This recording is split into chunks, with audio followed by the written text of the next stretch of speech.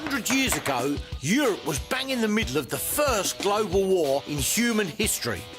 It's an anniversary which has seen a big resurgence of interest in the Great War, as they called it. You've got some of the First World War medals out. I see, Yes. you've dug out the death pennies. Yep. You know what these are for, didn't you? OK, these were issued to everybody who had a relative of somebody who was killed. So for every individual killed during the First World War, the family was sent, and it's called a death penny. But what you found... Well, have a look at this guy, because this is very interesting. This soldier was killed on the first day of the Somme, 1st of July 1916. A First Day of the Somme military medal, which is a bravery award, means he did something extraordinary on that day. And what's even better, it says here, 2nd South Wales Borderers. They were the first over the top on the morning of the Somme. The first day of the Battle of the Somme is the single bloodiest day in the history of the British Army. 20,000 British troops were killed in one day. Men and boys now lie in the many vast cemeteries there, or their bodies are still missing. The Battle of the Somme lasted 141 gruesome days, but medals won on the first day are especially revered. So what's his name then? Well, have a look at this. Fisher, Cyril Arthur Fisher. Right. But, look, he's got another name underneath and it's crossed out. David Wallace. Now, that could be very, very interesting. Right, I want you to do some digging and find out what his real name is, whether it's Fisher or Wallace, and what he got that medal for. Because you didn't need ID to enlist, recruits sometimes gave a false name. Some wanted to join but were too young. Others wanted to keep the option open of deserting. If you do a runner and the army's looking for a bloke called Groucho Marx, you're off the hook. Given our man won a Heroes Medal, it's hard to imagine what his reason was. Right, I've got to leave you to it. I've got to find some more First World War goodies. While Sue's doing a bit of detective work, I've asked the twins to dig out every bit of World War I stock to see what we've actually got. You got all the First World War stuff out, yeah? Yeah. So what's this all about then? This is the 100th anniversary of the Battle of the Somme, right? Yeah. And I keep getting loads of phone calls and emails, people asking if we got First World War stuff. So I need to know what we've got at the moment. Yeah, I mean, this is all we've got, these few bits here. That is a 17-centimetre trench mortar. Right. That came back as a trophy from the Somme. These are all mustard gas shells that go with it. You've got the Levins mortar out. Yeah. The British Levins mortar and the German Minenwerfer mortar were used to fire deadly gas canisters. 190,000 tonnes of poisonous gas was used in World War I, killing 90,000 men. Totally horrific. Pass up one of them helmets. See, these are First World War German helmets. A lot different, isn't it? Put it on, Nick, I'll show you. Oh, that fits. Very dapper. That's good. The Germans started the war with spiked Prussian helmets, but soldiers hated them. The spikes gave away their positions in the trenches. They started removing the spikes until the helmets were replaced with the distinctive coal scuttle design, which was still used in World War II. Basically, you can fit an armoured face shield on those as well. Yeah, you wouldn't need to, though, just cut holes in it. No. You could use that on a Saturday night. Yeah. Have you got any smaller sizes? Yeah. Safety helmet. I can't remember, what was that? It's a trench pump. Is it working? No, no, it doesn't work. We ain't got a lot at all, have we? Listen, see if you can get that working, because we ain't got enough. I've got to start building up some serious stock here. 100 years ago, that pump was used to get water out of soggy frontline trenches. If the boys can get it pumping again, it could be worth 1,500 quid. How you getting on? Still can't find anything on either Fisher or on Wallace. Right, OK. But what I have got is an excellent map. Look at this. It shows exactly where the South Wales border as well. That is where he would have been, definitely. He'd have gone over the top out the trenches there and into no man's land. Now, it's obviously that's where he is. Somewhere he's there. I'm going up to France. We're going to go and buy some more First World War bits and pieces. I've got to get packed up. Just look at the crosses there. I mean, this place is just cemeteries everywhere. Leaving Sue to carry on her research, Freddie and me have come to northern France, to the area of the Somme battles, as there are lots of World War I relics that can still be found here. The First World War was basically a territorial dispute among Europe's landed ruling class. The Habsburgs, the Kaiser and the Tsar, with their prancing military aristocracies and their elaborate uniforms. Many ordinary folk couldn't understand what they were fighting for. And yet to satisfy their vain territorial ambitions, Europe's ruling dynasties sent 17 million innocent people to their deaths. Here in northern France, everyday objects used by soldiers are still turning up, and one of them has surfaced in a cafe of all places that I'm really keen to see. Yeah, look at them mannequins outside. That's it there. Oh, right. This is it. Not only that, I've heard it's up for sale. Hello. All right. Ça va? Bonjour. You have a football here? A football? Yes. Yeah? Could I? Here, Freddie, look at this. You're taking up football, Bruce? No. This football from World War I, yes? Yes. The first day of the Somme? Possibly. Possibly, yeah? High possibility. Not knowing why they were fighting, many ordinary soldiers didn't especially hate the enemy. At Christmas, some Allied and German soldiers used to sneakily call a truce and meet up in no man's land to wish each other Happy Christmas and famously play football. Senior officers on both sides were horrified and tried to stop them. But the football I've come to look at is said to date from the first day of the Somme and was used to encourage troops over the top. So this football was reputedly used by an officer.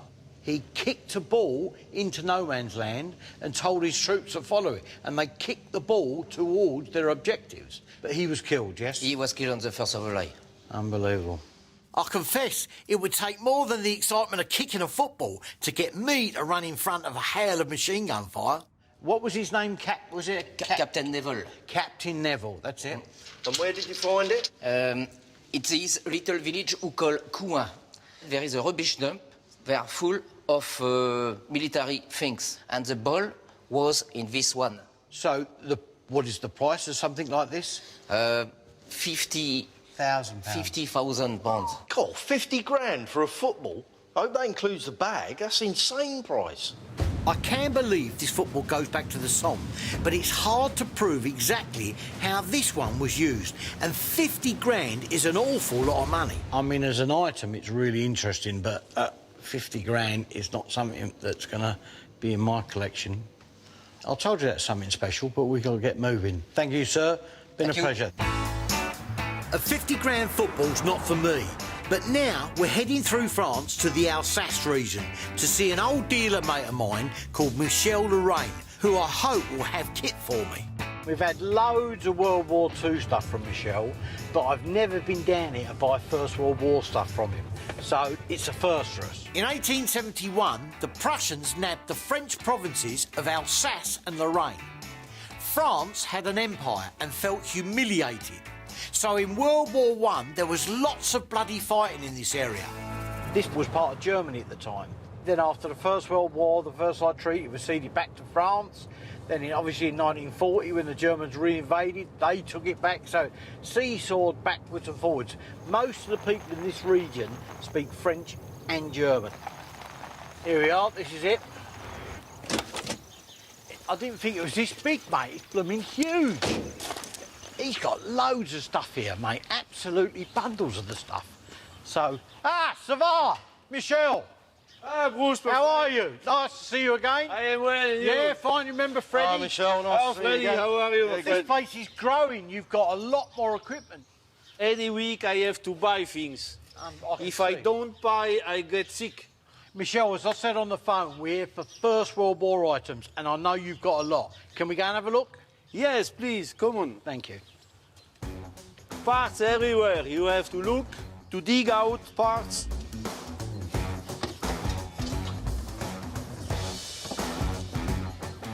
What about this thing here? This is searchlight. First World War, yeah? Yes, exactly. Can I have a look, yeah? Oh, they're nice, complete. This is gas. light. This is gas light. You see the inlet here Yeah. with the rubber pipe. And you have handle here Yeah. and this is on a pivot. Yeah. You can turn like this Right, okay. and like this. Nice, very, very nice. Gas-powered searchlights were used to bounce light off the bottom of clouds to allow soldiers to fight at night. In England, they were also used to spot zeppelins. Zeppelins moved like a snail and were hard to miss, so flew by night. But it's hard to navigate in the dark, and one managed to bomb Hull, believing it to be London. It must have been really dark. And that one, is that the second one to this, or is that different? This is the follower. This is electric system. The same searchlight but electric. They had electric. Yes, this is end of war 1918. The Great War was fought in old ways, for old reasons, but in the first decades of the 20th century, the world was changing. Suddenly there were cars, planes, phones and radio, and the Victorian gas grid was being replaced by an electric grid. This was the start of our modern world. Quite an advance in technology, from gas to electricity. Yeah, it's lighter to start with. This is made of cast iron. That's how they make it Bigger. They make it bigger. Are these for sale, Michelle, yeah? Depend on price you offer to me. Yeah. Come on, Michelle, what would be the price on these two? For both? Yeah. Wow. 900 euros. For the two? Yeah. And this is quite cheap. Right. Right, yeah. I think quite cheap is 500 euros. How's that? Ah, you are far too low, my friend. But I can do something for you. I can go 700. 700. 700. 700 euros for both. Done. That's the first thing. Done. Deal is done. Yeah. I love these lights. Two simple objects with a huge bit of history behind them. We're out the blocks already, and I haven't begun to unearth the treasure buried in Michelle's bulging barns. While Sue does some detective work on my Mystery Heroes medal, I'm in the Alsace in France, searching my old mate Michelle's warehouses for World War I memorabilia. This is some furniture for the officers. Blooming hell, well, look at that. That's a wash hand base, isn't it? Yes. Washing your hands. I thought it was a bird bath. You put the soap, yeah. here and the water here. And to pour the water, this is the water tank of it. No. This is a cover, you pour water inside, you cover. And here you have a tap. This is like that. See? So each officer, he had his own name. Coro Alfred. It shows you how differently the officers were treated compared to the enlisted men. In all of Europe's armies, rank was based on social class. You might not know anything about war, but if you were posh, they made you an officer. Officers had beds and their tailored uniforms cleaned and pressed. The men slept on straw and didn't change their clothes for days on end. Officers had hampers from Fortnum's and dinner in the mess. Squaddies had bully beef and dried biscuits in the trenches. When they were desperate for more officers, the British Army were forced to promote 200,000 men from the lower classes, calling them temporary gentlemen. Temporary, mark you. It's a miracle there wasn't a revolution. Michelle, is this for sale? What would be the price on this? 500 for the whole lot. 500. Oh, yeah, 500 for a sink. That's yeah, that's a little bit more than I thought it was going to be. 300? 350 and we have a deal. You don't, mate. I have to make 50 euros profit. Ah, come on, please, you're kidding me. I might hang on to this. It looked great in our downstairs lab. You want to look for more? Absolutely. Whatever's cheap, I'm interested Please in. come in my cave. Oh, Freddie, look at this. It's huge. This is World War I. What is that? This is generator for a wireless radio station, German World War I. this was found in the trenches. That is amazing. Because of the development of radios, the poor saps in the trenches now receive their orders from generals and their staff located many miles behind the front line. Men were sacrificed in vast numbers, often for the most trivial and seemingly senseless military objectives. And this thing powered the radios that sent them to their death. You see that sort of stuff from the Second World War, but not from the First World War. It's 100 years old. Is that for sale, Michelle? Depends on your sensible offer. Ah, right, yeah. Listen, what sort of price would you have on this? I want 2,000 euro for this. That's a little bit trumpy. What about 1,300 euros? Come on. 1,500. 1,500. This is my price. All right, you've got a deal then. Sell it. Thank you. Thank you very much. Paired with a World War I radio and telephone, a museum should be only too pleased to have something like that. What about this? This is trench periscope for the French army. Oh, Shaz? Oh, look at that. Yeah.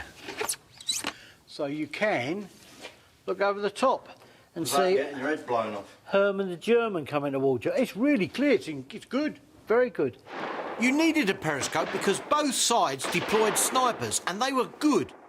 If you so much as took a peek over the top of a trench for a second or two, you were likely to be shot and killed. The snipers were hated, and if any sniper was captured, they could expect no mercy. What would the price of that be, Michelle? 250. Nice, but in all fairness, Michelle, I couldn't give more than 150 for that. That's a fair price. It's a fair price. Come on, give me 180. You get the same price you get the case. 175. I'll go 5 euros off. Come on. Okay. 175 euros. That is a relic of trench warfare, which will only increase in value over time. Good old Michelle, he's come up trumps again. Michelle, thank you very much for today. It's been great. Cheers, Michelle. It's been great. Cheers, mate. Cheers. Bye-bye, my friend.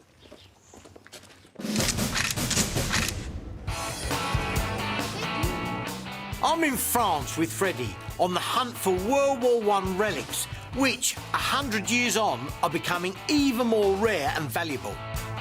I'm in a town called Fougerolles because my mate Michelle Lorraine has kindly offered to introduce me to a local character called the Cat. It's got to have been at least 45 minutes late now. Who's this? Ah, we follow you. Yeah. Oh, come on. This area of Alsace was bitterly fought over between the French and Germans, so there should be some interesting finds. Signed Sherman tank, that'll do for us. Lovely. That's a good start. There is the cat. Ah, bonjour, monsieur. Look at those whiskers. Now I see why they call him the Cat. So can we start to have a look round? Yes, okay. Yeah. Luminel, Freddie, look at this. Blimey, he's got some stuff packed in here. Yeah, look at that. A lot of tempting World War II stuff, but that's not what I'm after. There's tons of it. Look at this, the flak. That's a 37mm, yeah? Yeah. What about this? This looks older than World War II. That's nice. Oh, that's not part of the holster. No, let me get out there. Let me get in the light. I can't see properly. Right, let me tell you, that, it's for an artillery Luger. Oh, there you go, look. Yeah, look at that. There's the First World War markings up there, see it? The Luger is the iconic German gun of World War II, but in fact goes back to 1898. A semi-automatic pistol used in both World Wars, some models could be used like a rifle. So, basically, the Luger, the extended barrel one, would go in there. When you take this off, you can clip this to the back of the Luger, and you've got, well, a shoulder stock, right? So it can basically be like a rifle. You can aim a lot better. Now, in here, you've got a small stripping tool there, which is still there, and you've got a clean rod still in there. Look at that. I've got to tell you, these things are rare. They're getting harder and harder to find. Is this for sale? That's all. 500 euros. Does he have the gun for it? No? T'as pas le pistolet? No. was empty holster. Yeah, very. 400, we got a deal. Ah, il veut payer que 400 €. OK. That's a pretty good price, Bruce. Okay? He's okay. Nice, thank you. OK. 330 quid for an empty holster might seem a lot, but it's for a Luger from the Great War.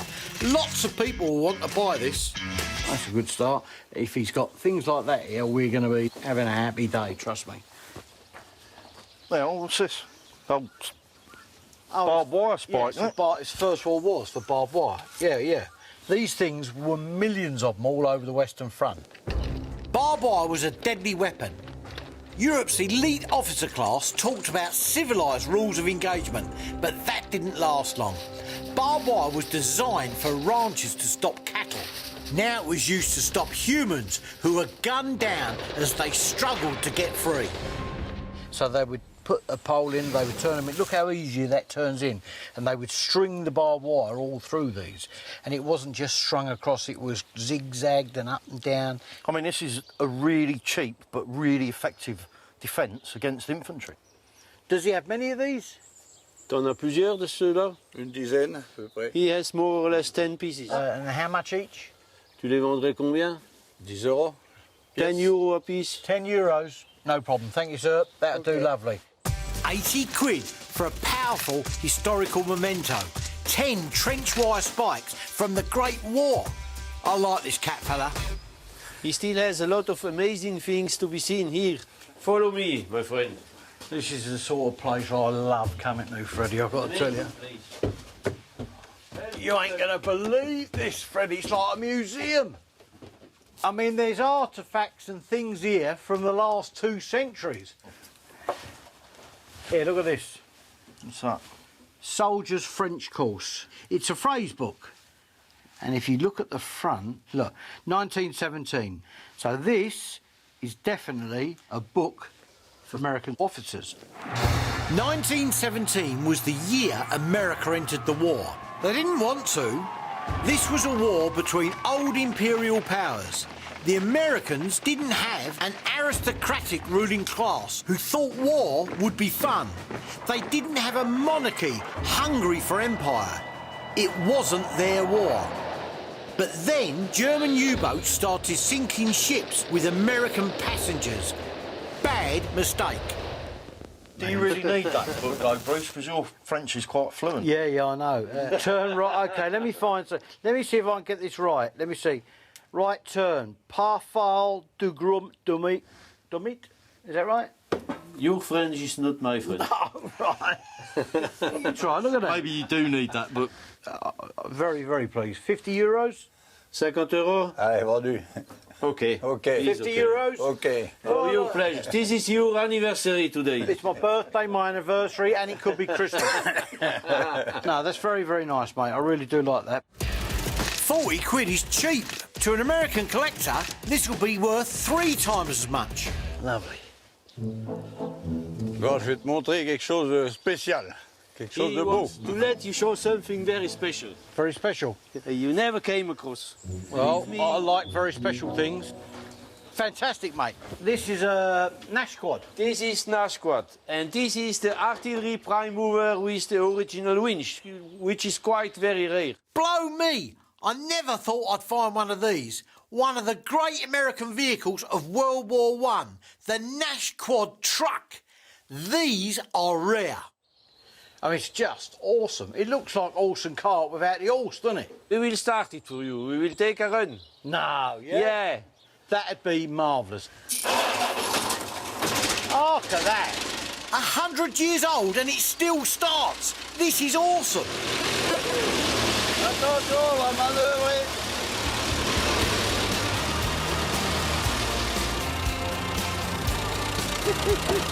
You see all the wheels turning at the same time? 100 years old.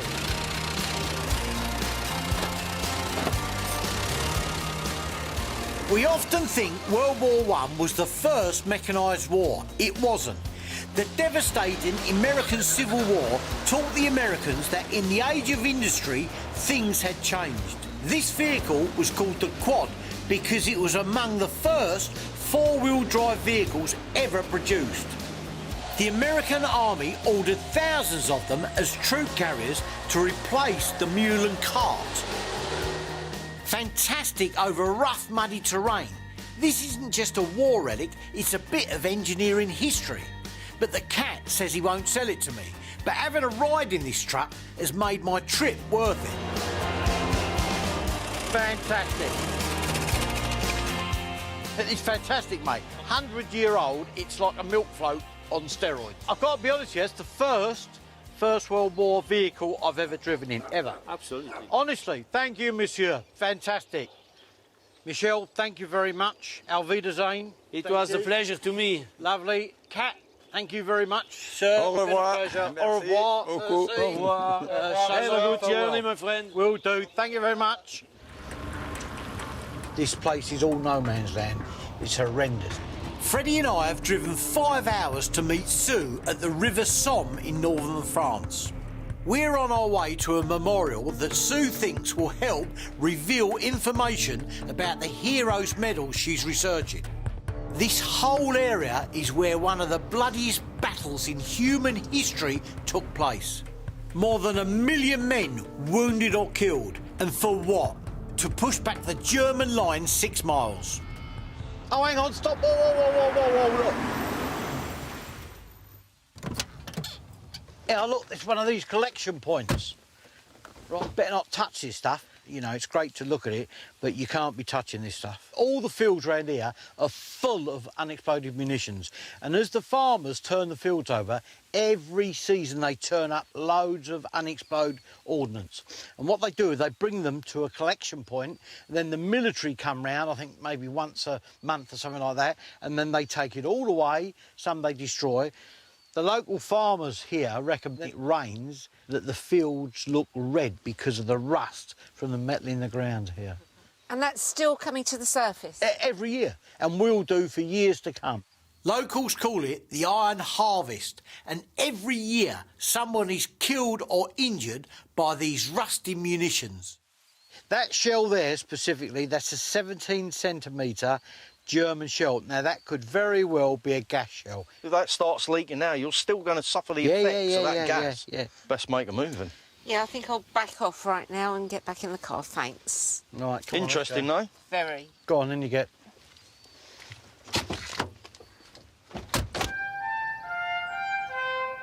Now, this place takes your breath away. I'm trying to identify the person that was awarded a Medal for Bravery on the first day of the Somme. Sue's been unable to locate a grave, but she's come up with a stonking idea. The Tietval Memorial bears the names of soldiers whose bodies were never recovered from the battlefields. If he is one of the missing and his body wasn't found, his real name could be here somewhere. So what names are we looking at? What are We're his names? looking for C.A. Fisher, Yep. and we are looking for D.J. Wallace. OK. We don't know which one is going to be, if he's here at all. We need to just split up and go and try and find the South Wales borderers. The panels are made up of regiments, so you go to the regiment that you're looking for, OK, and then you will look for the names, OK? OK, All let's right, do you it. go over there, I'll go over here. Over 72,000 missing soldiers are listed on this monument. The puzzling thing about my medal is that it seems to be dedicated to a man with 2 names. One of them presumably false. Gordon Islanders. Essex Regiment, look.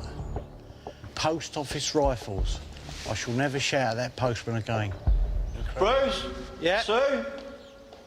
I think I found it. South Wales... South Wales borderers. Right. But look at this. This guy, Fisher, Yeah. CA. That's correct, is it, sir? Military Yes, medal. M.N. But look, served as Wallace. Wallace. That's DJ. it. That's it. So we really do now know his real name. Yeah. He served under a false name, Wallace. For what reason, we don't know. But his real name is clearly marked there. Cyril Arthur Fisher, Military Medal. Cyril Fisher's MM or military medal was awarded to common soldiers who had shown gallantry and devotion to duty under fire.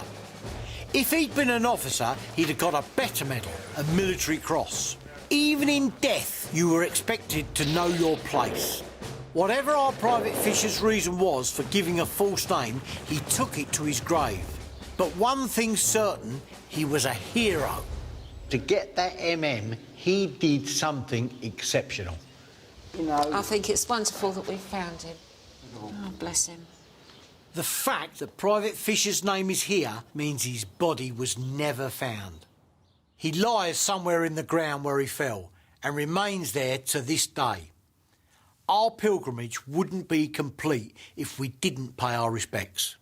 Using the map that Sue found, I want to trace the exact spot where he left the trenches and visit the field which is now his grave. By retracing his steps, we might be able to get a sense of what he saw going over the top that day and why possibly he got that military medal. So let's go and have a look up there. It's eerily quiet now, where once there were the sound of the guns and the cries of the wounded and dying. Grass, trees and flowers have regrown where there was mud and shells and bodies. The dips in the land are what's left of the trenches, and our map shows the one where Cyril Fisher spent the last minutes of his life. This one. This is it, look. Gotta be it. Definitely. Look, this has got to be the front line trench. Remember, these were not hardened professional soldiers. They were milkmen and bank clerks and postmen. These were ordinary people plucked out of their daily lives and dropped into hell. It must have been terrifying, and for all these mates. You got to imagine they was in this trench waiting to go over the top, right? They had no idea what terror and horror was waiting for them. And then them whistles would have blown.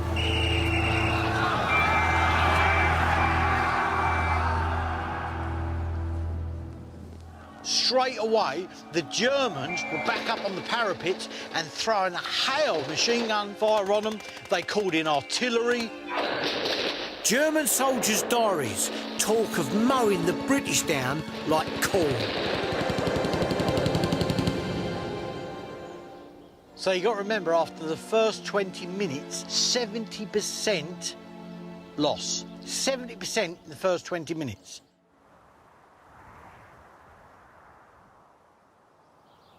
Can you imagine the type of wounds that they were sustaining?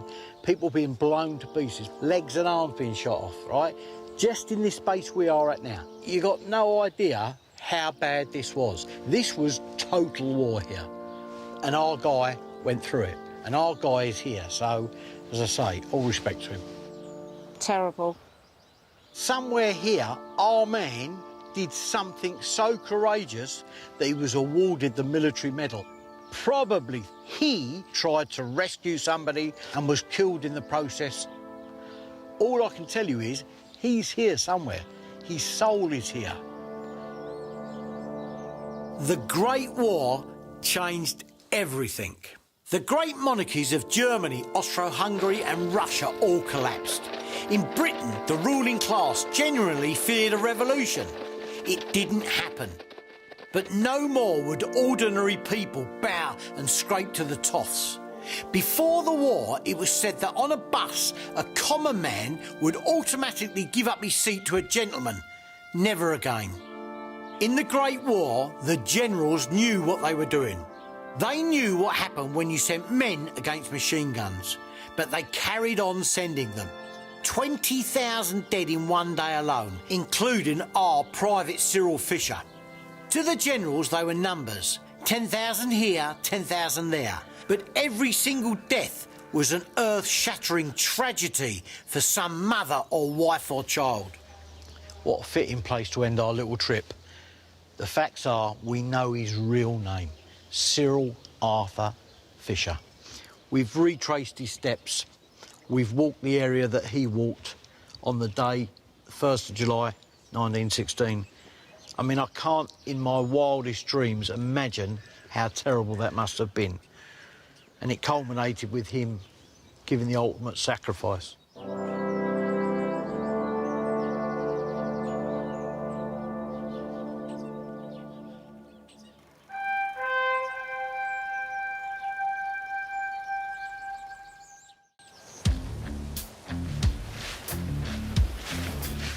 Back in Blighty, it's time to find out whether my World War I trench pump is up and running. Yeah, this is ideal, this. Is that heavy? And I found an authentic trench environment for the twins to test it in. Muddy, cold and wet. Imagine being up to your knees in water in a trench, you've got to pump it out and you've got Germans trying to shoot at you. Right, go on, give it a try, let's see how we get on. Are we ready? That end in the water then.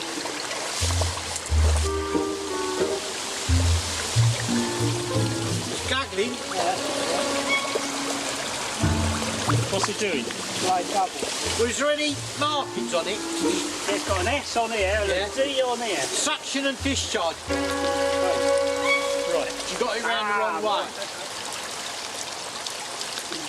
Right. Right, go on, give it Try a it try. now. Suck and blow.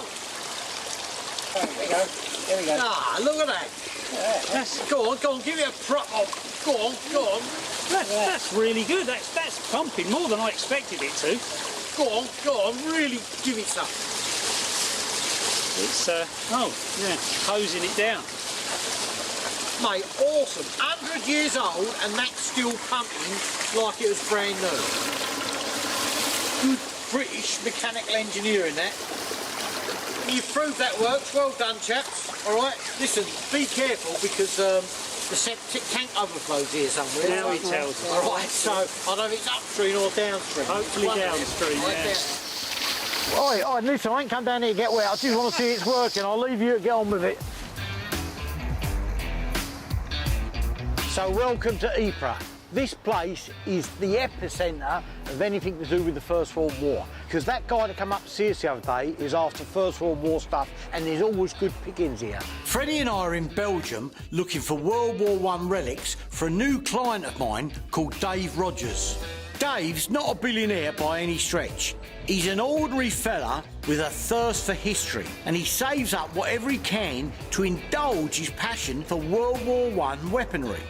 But 100 years on from this terrible conflict, authentic relics are harder to find than they once were, even here in Belgium. This place was never given up by the British to the Germans, and these people have never forgotten the sacrifice that our forefathers made to keep this place in Belgium hands. Before the war, Europe was still run by the old imperial families, all itching to expand their empires and more than willing to sacrifice their people to do it. Germany was the most warlike and aggressive, and after declaring war on France in August 1914, the Germans demanded free passage for its troops through Belgium, because that would allow their army the quickest and most efficient route to Paris. But when neutral Belgium refused, Germany piled into the country anyway, and Britain leapt to Belgium's defence. After 2 months of fighting, the Germans end up facing the Belgians, British and the French at the town of Ypres, just 10 miles from the French border. The conflict that follows will be long, muddy and bloody, a new kind of trench warfare. The guy we're going to see, is he from around this area? Yeah, and he's a local lad but lives on a farm. Now, he's a big metal detectorist and he's dug up so much stuff. We're heading just outside Ypres to meet a contact called Sten. With his farm right in the middle of the Ypres battlefields, anything I buy from Sten will have the provenance that World War I buff Dave will love. Yeah, this is it. Just pull up here, we go and find him. Where's the front door then? Try around here. Hello? Freddie? Here, listen, somebody over here. Must be in a tractor or something. Look. Oh, well, look at that. Listen, I ain't even close and I want one. That's a First World War tank. Fantastic. That was cutting-edge technology. That's incredible, isn't it? Stern, unbelievable. Hello, Bruce. Pleased to meet you. This is Hi, nice Freddie. to meet you. Absolutely fantastic. I didn't expect to see anything like this. It's a Mark IV replica tank. Because his farm lays on a battlefield, over the years, Sten's found various original pieces of tank beneath the mud, and he's built himself this. I could count running British World War I tanks on one hand, so this could easily fetch a six-figure sum. Any chance we get in and have a ride? Yeah, of course. Follow me. Yeah. OK. Oh, that'll be fun. Steady. Oh, no, hold it. Freddie, push me backside. Calm me, mate. Dear, oh, dear. Oh, right. Struth, people were a lot nimbler 100 years ago. The first tanks were British and mounted with at least 3 machine guns per vehicle. You can imagine how terrifying it must have been to see one of these for the first time, emerging through the smoke like some sort of mechanical monster.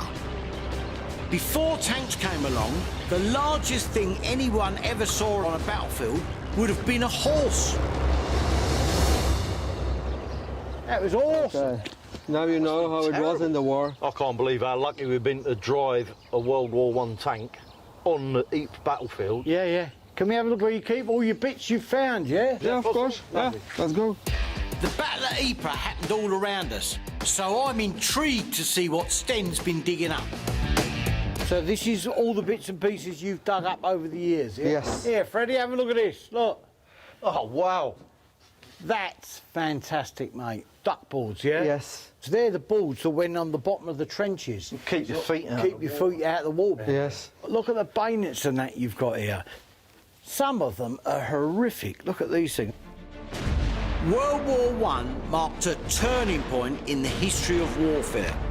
Although battle had been mechanised by the development of tanks, machine guns and heavy artillery, in some respects, fighting had changed little since the Napoleonic Wars a century earlier. Most ordinary troops were still expected to charge across no man's land to fight the enemy at close quarters. If by some miracle you made it, you were expected to butcher the men you met with bullets, trench clubs and running them through with bayonets like these. Here, look at this, Freddie. That is an HP sauce bowl. Brown sauce. And the soil is still on it. I suppose with bland army rations, you needed something to spice it up a little bit. While the officers behind the front lines were tucking into their hampers from Fortnums, the Tommies in the trenches were fed bully beef, hard biscuits and pea soup, with an occasional bit of meat from a dead horse. A dollop of HP would have been a perfect way to liven up your dinner in the trenches. Can I buy one of these? Possible? I'd just like one as a memento, yeah? For 25? 25 euro. Yeah? No problem. Thank you very much. I really like that. Houses of Parliament sent from Blighty to the trenches, but now at last, this HP is coming home. I see here you've got, these are one of the famous masks that the tankers wore inside. You try it out. Have a look, see if you can see through that. Oh, weird looking, isn't It is, isn't it? Unbelievable. But you've got to understand how horrendous it was in those tanks. Although most bullets would ricochet off the armour of the tank, the impact could cause fragments of metal to fly off on the inside. This shrapnel could take your eyes out, so to stop crews being permanently blinded, these things were invented. You can breathe and talk through that, can't you? Yeah, I can breathe fine, yeah. You can't see very well. No. Sten wants to keep the mask with the tank, which I totally understand, so no sell. Look, there's one of my favourite bits. It's the old Mills grenade. Look, Yeah. do you find many of these here? Yeah, you find them everywhere here on the field. When Sten finds live munitions on his farm, the Belgian army come along, deactivate it and let him keep it. The reason they look like a pineapple is not so it makes it look pretty. It gives you a bit of a better grip, but Yes. also when it explodes, all these little segments become individual pieces of shrapnel. These things, although they would kill you, they're actually designed to maim you. World War I generals calculated that injured men used up many more resources than dead men because they needed to be fed, transported and cared for. So they deliberately set out to maim enemy soldiers rather than kill them outright. And these are the men that considered themselves the most civilised on Earth. Would that be for sale? I don't know, Bruce. 30 euro? All right, why not? Lovely, I'm really pleased with that. €30 for a wonderful, if grisly, piece of history. A perfect piece to expand Dave's fledgling World War I collection. Look, I've got something else for you. It's something really special. Oh, let's have a look. Follow you. Yeah, Okay. lovely. Listen, I'm intrigued. Every room I get in, there's something new. Yeah. Well, this is really special. So what have you got in here? That's a rum jar. That's a rum jar, yeah. This is a very rare one because it's full. No. There's still something in it. So. Still got rum in it from the war? Yeah, 100 years old. I can smell that from here. Is it still drinkable? Yeah, of course. You want to have a try? He does. Take the paint off with that. Yes. There you go. What are you going to do with that? Oh, get you to try it. Yeah. No, I can't. Come on. That's rank. Go on, try it. Right. What is it made of? It's 80%. They used to dilute it. I forgot to tell you that. Right? Oh, Christ. So, honestly, this sustained our troops. Couple of glasses of that, you take on the whole German army with you. That's fantastic. Have you got any more of that? Like this one is a special one. Right. It's Full. It's full and it's sealed with candle wax. So that's actually never been opened in 100 years or so? No. Could I buy this? I'd love to have one of these. It's quite expensive. How much is expensive? It's very, very rare. Right. The cost of that is more than 2,000 euros. €2,000 for a bottle of rum? Yeah, of course, yeah. I mean, it's nice, but I mean, I'll go with €1,000. €1,000 for an open bottle. 1,700. That's still a lot of money. My wife will kill me for buying a bottle of rum at 1,700. I'll give you €1,500. That's a good price. 1,500. Okay. Thanks. It's a deal. Lovely. All We're right. going to have a square up. Over £1,000 might seem rich for a bottle of rum, but this is a direct historical link to the poor souls who man the trenches. If Dave doesn't want it, I'm happy to keep it. Freddie and I are in Ypres, Belgium, hunting for World War I weaponry for a client. Dave works for Royal Mail, but in his spare time he likes to spend big indulging in his passion for World War I weaponry. So back home, my wife Sue's been on the hunt for high-value items, and she's hit the jackpot. Mini-Werther, what, complete? Wheels, everything?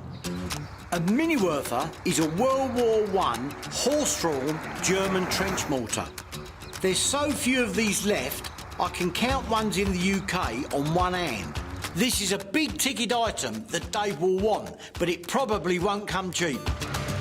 Sue's found a Mini-Werther. They're never complete. This one's complete. I'm going to go straight there now and see if we can crack a deal. The mortar is just across the border in France, and it's being sold by an antique dealer called Gerard. Bonjour, Monsieur Gerard. Hello, Bruce. Bonjour. How are you? Bonjour, how are you? Yes. Very fine. Thank you for seeing us. We go see the cannon. Fantastic. Mini-Werther. These things are so sought after, I want to act quick. But there's no way we're getting this into the car. So I've asked Sue to get my old paramate, Ian, to come and meet us here with a van. That's a big old lump of steel, right? Now, that's better than I thought, I've got to be honest here. That's really nice. Very, very nice. Mini-Werther means mine projector. An explosion in the base of the barrel hurls rounds 800 metres, easily raining down shrapnel and gas on Allied trenches. Warfare changed with inventions like this artillery. Hundreds of people killed by the pull of just one trigger. You fire, boom, you fire this? No, never. No. Not fired in 100 years. To get top whack for this from Dave, I need the twins to make it go bang. Possible to buy, yes? If you want, What is the price? I would like 15,000 euros. 15,000? Yeah, 15,000. Yeah. Love the Mini-Werther, hate the price. It's a bit more than I wanted to pay. It needs work and it's got to be got back to England.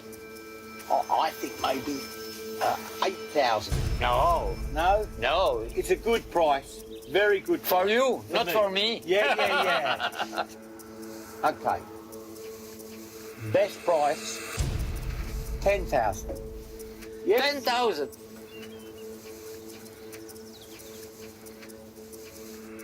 Thank you, sir.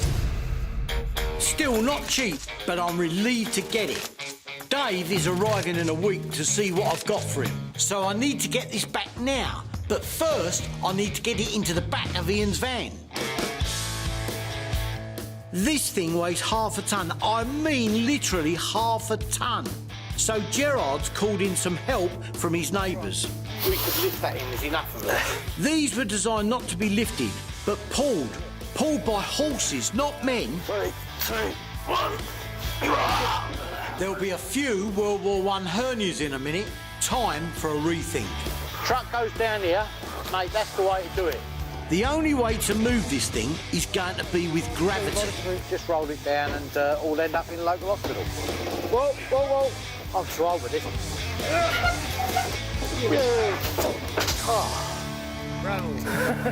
This beauty will head across the channel overnight. The twins have got just a few days to get it ready for Dave's visit.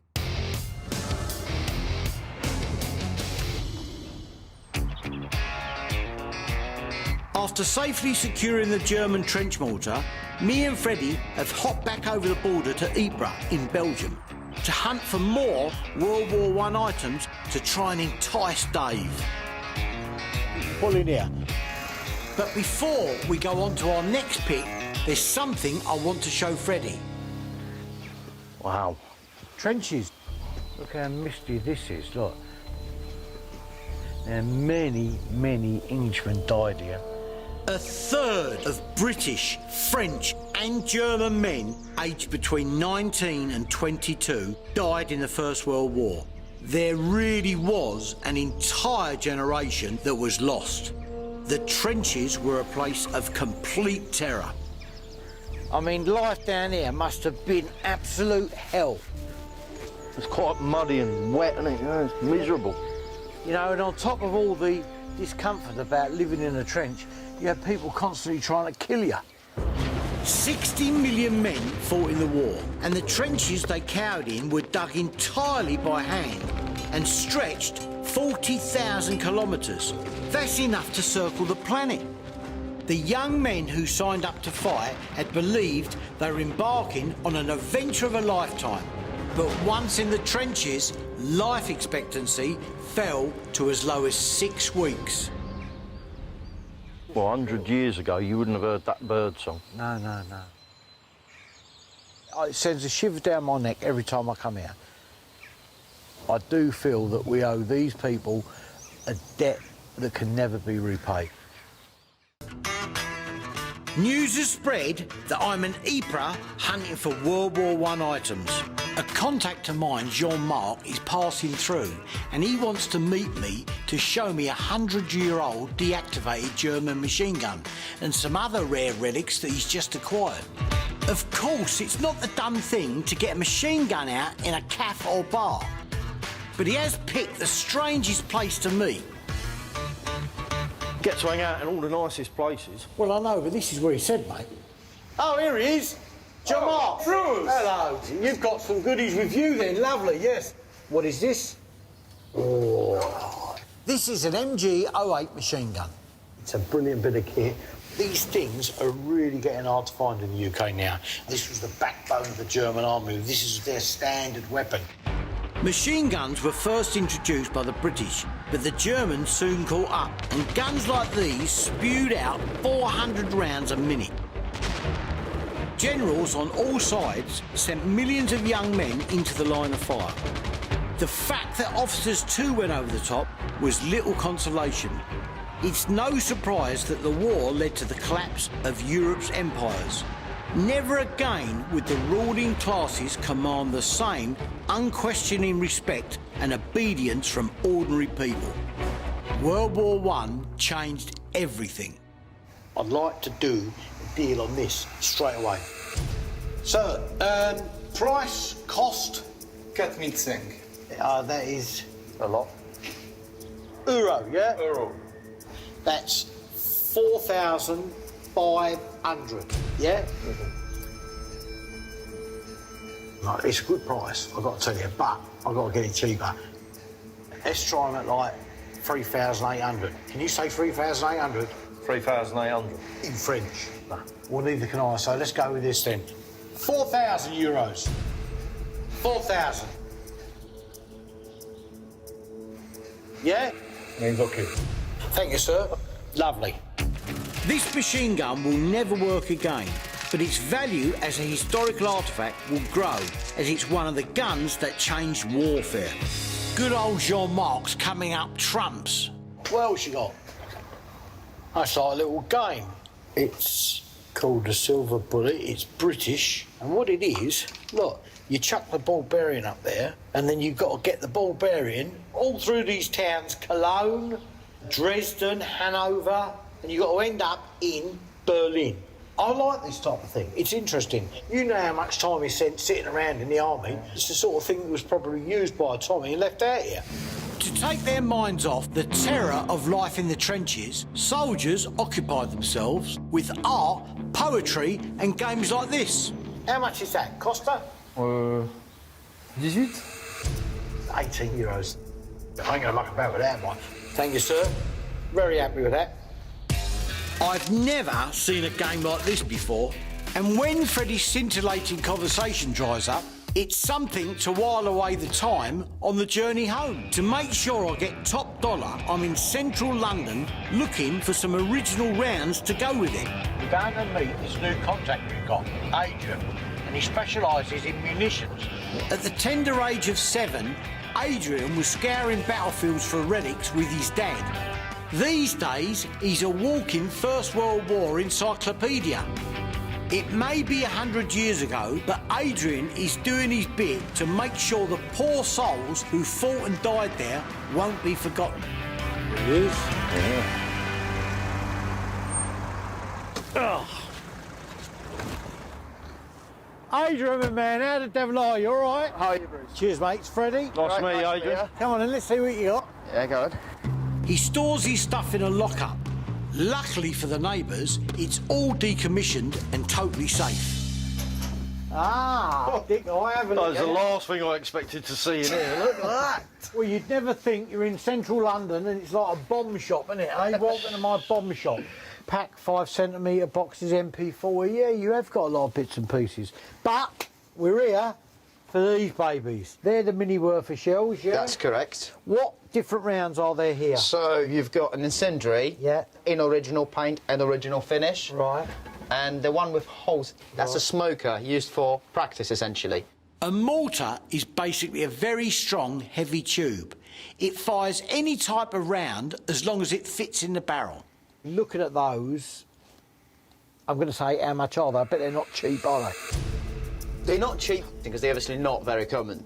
That one is 600 quid because it's all original paint, original stencils, and you don't really often get them like that. Right. The repaints, I need 400 quid a piece for. 400 quid. 400 plus 600. That's 2,200. I can't be taking them at that sort of price. What about if I said 250 each for these and 500 for that? I'm happy with the 500 for that one. On these, I need 300 quid each and we have a deal. That's 1,700 quid for the lot.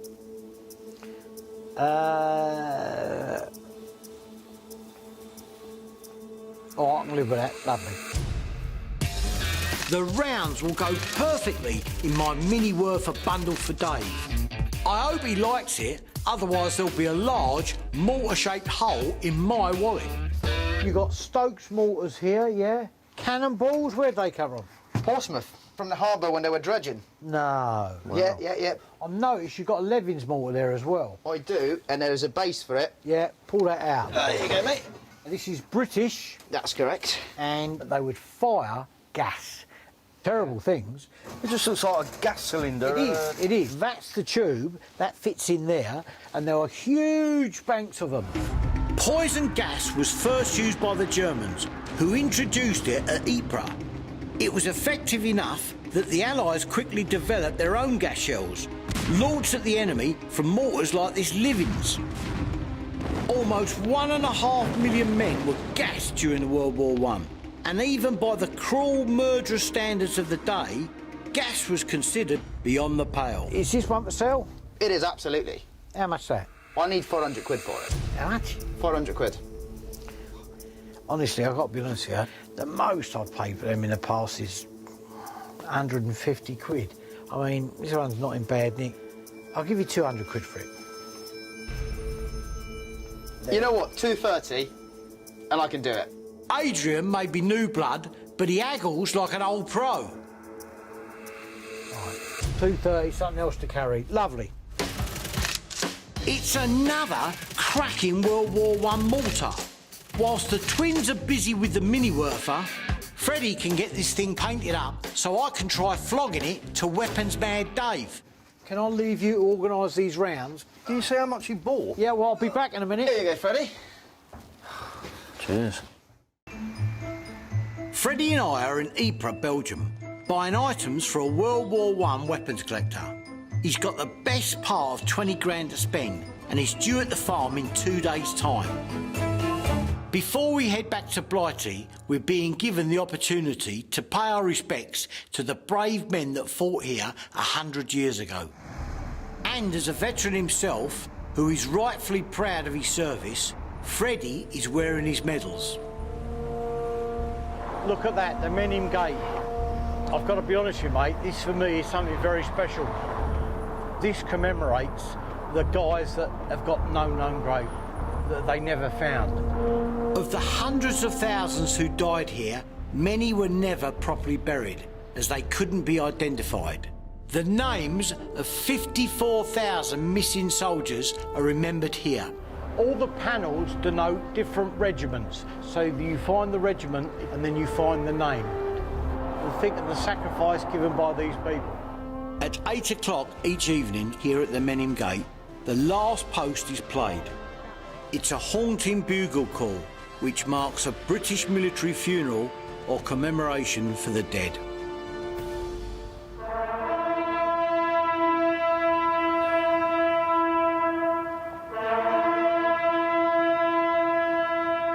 I know what the last post means to Freddie, who remembers comrades he lost in Afghanistan. As part of the service, Freddie has been asked to read the Ode to Remembrance, a poem written in September 1914 to honour the tens of thousands of soldiers that had been killed in the first 6 weeks of the war. They shall not grow old, as we that are left grow old. The First World War was a devastating loss of life, a generation wiped out for king and country. With their deaths, there was heroism and bravery at a level we can't begin to imagine. At the going down of the sun and in the morning, we will remember them.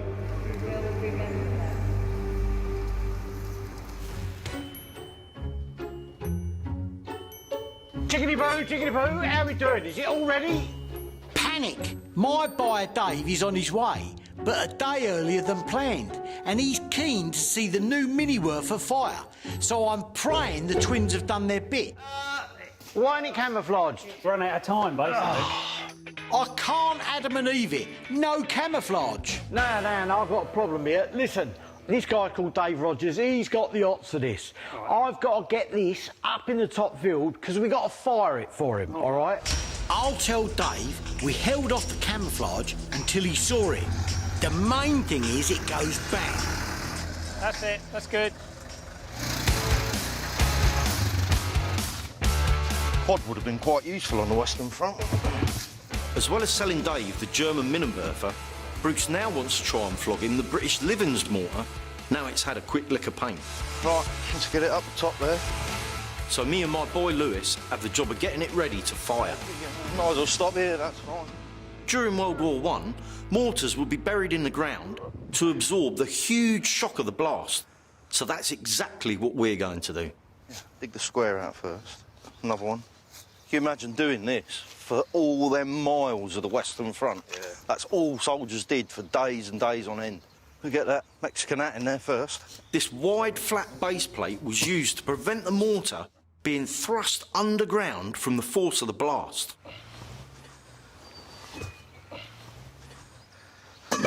Look at that, it looks so much better painted up, doesn't it? Yeah. Once we got it dug in here and making it look remotely like it did during the war, I'm sure Bruce's buyer will be well impressed. In the trenches, you sometimes got as many as 20 of these mortars packed in a line to fire at once. No wonder so many soldiers lost their hearing. Well, there she is up there, look. Oh, fantastic. My World War I weapons buyer Dave has arrived to inspect the goods. So I've got Hoos manning the Mini-Werfer and Freddie on the livings. And I'm praying they put on a good show for him. Have you ever seen one of these? I've seen him in a book, but not in the flesh. It's a Levins mortar, a British Levins mortar. Sure, this is actually dug up from Ypres, trust me. Well, yeah, I can bear that in mind, definitely. Iceman Dave's giving nothing away. Fingers crossed he's impressed with my German Mini-Werfer. As you can see, we've done it all up. It's in its Bruce, base colour. I thought you said it was going to be in camo. It will be, don't worry. Cali, that's just superficial. We want to make sure it fires first. If only he hadn't come a day early. I hope this doesn't sour the deal. I'm sure once it's fired, you're going to want it. This is the best one we've had. I must Absolutely the best one. Enough sales patter. I always think large explosions speak louder than words. So, Dave, you're about to see World War I, it's a knockout. We have two weapons here. We have the Mini-Werfers versus the Levins mortar. Now, we are going to try and hit that bunker over there for you, OK? Fantastic. So it's Team Freddie against Team Hoos. First time you're going to see these fired in 100 years. Freddie, the gauntlet's been laid, mate. Bring it on, Hoos. Right. I've had an armourer mate of mine rig up some explosive rounds. Right, first with the Levins mortar. Right, Lewis, let's get that loaded up. The Levins had a range of nearly a mile, and because it could deliver a high concentration of gas over a small area, it was frighteningly effective. Fingers crossed. You ready? Ready as I'll ever be. 3, 2, 1.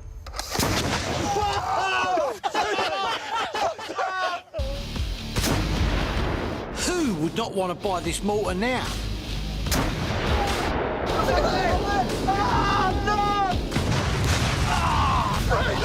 Man, they're so close! Come and you missed, mate! It's over there! Freddie's missed the bunker, but the Livings wasn't known for his accuracy. If I'd have had 20 of them, that would have been a sure thing. What the hell is that? Wow. Bruce, you've definitely got a deal on that now. Dave, I told you, I knew you were going to want that. Wow, that was impressive. Bingo! He loves the Livings, but now for the star attraction, the rare German Mini-Werfer. Over to the Mad Turk and the twins. Come on. Right, we're loading. Right, nice and easy, mate. Okay. Yeah, I've got it. Come on, Hoos, we've got all day. I'm ready now. Right. Freddie, watch and learn, bruv. Watch and learn. All right. Let's back off a bit, just in case. Yeah. Unlike the Livings, the German Mini-Werfer is fired using a pull cord. Right. 3, 2, 1. Look at that way! Now there's a bit of living history. A blood-curdling bang that hasn't been heard for a century. Hold up! Oh, no way! Who's that? Isn't even in the postcode! You've fallen short. You told me you'd definitely hit that target. Oh, no! One more go! I'm on it. I know exactly where it's got to go now. Go! Yeah! Bit more! Hang on a minute, you wouldn't better wheel that about in the trenches. In the trenches, you would use the hand wheels on the side to aim the barrel. One more. Hoos hasn't got a clue. Get it spot on. I'm bang on it now, look. Not only is it possible to aim the Mini-Werfer, its barrel is rifled, which means the round spins through the air, giving it greater accuracy. Right, ready? He's using the same rounds as the Livens, but with the Mini-Werfer, it should, in theory, be easier to hit the target. 3, 2, 1. Whoa!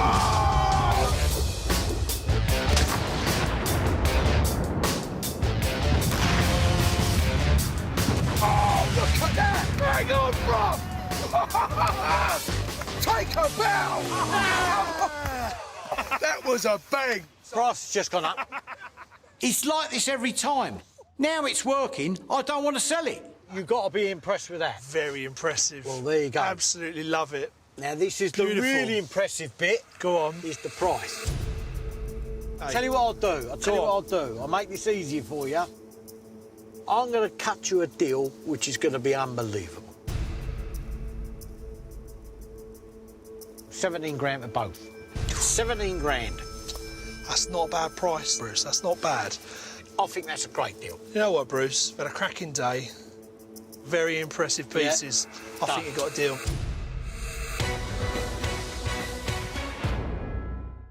We've finally got our Jeep, but turning it into an SAS vehicle is where the hard work starts. Time to get online and order the repro guns and windshields. Gavin says here's some other stuff we'll need to turn it into an authentic SAS vehicle. Camo net? Wartime, yeah? Wartime. A European warfare SAS Jeep would have had one of these on. Well, a cam net's a really simple way of breaking up the silhouette of the vehicle and making it blend in with its surroundings. Operating behind enemy lines, camouflage for SAS Jeeps was absolutely essential, especially when they went to work with the French resistance and hid in forests. Well, in France, the SAS were totally ruthless and astonishingly brave. On one occasion, 2 SAS Jeeps were heading towards a village called Les Ormes when they were flagged down by a distraught Frenchwoman. She warned them of 250 SS troops in the village, about to shoot 20 innocent people. Instead of turning around, the SAS raced their Jeeps into the town, took out 60 SS men and released the hostages. The SAS lost just one man, Lance Corporal James Curley Hall. How much are they? 100. £100? I thought you were going to say 20, 30 quid. No. Is that the best you can do on him? Yeah, probably. But we'll have a look. We've got some more bits. Let's see what else we got. Okay. All right. All right.